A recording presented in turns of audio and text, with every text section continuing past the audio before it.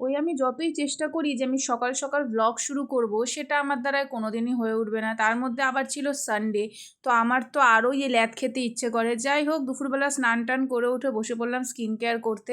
শুধু মুখেই ময়শ্চারাইজার দিলে হবে না, তোমার হাত পা সব জায়গাকেই ময়শ্চারাইজার দিয়ে ভালো করে চকচকে করে রাখতে হবে।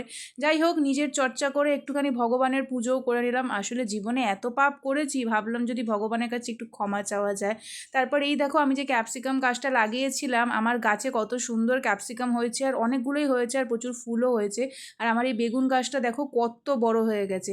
যাই হোক, সব করার পর সোজা চলে গেলাম নিজের জন্য স্যালাড কাটতে, কারণ ভাই সানডে ছিল আর সাথে ছিল গরম গরম চিকেন কষা আর ভাত, তার সাথে একটু শসা পেঁয়াজ কাঁচা লঙ্কা আর গন্ধরাজ লেবু না হলে হয়? তো গরম গরম ভাত আর তার সাথে একটু চিকেনের ঝোল, আর তার মধ্যে একটু গন্ধরাজ লেবু চিপে নিয়ে গোগ্রাসে মুখে ঢুকিয়ে দাও, ব্যাস জমিয়ে যাবে তোমার সানডে।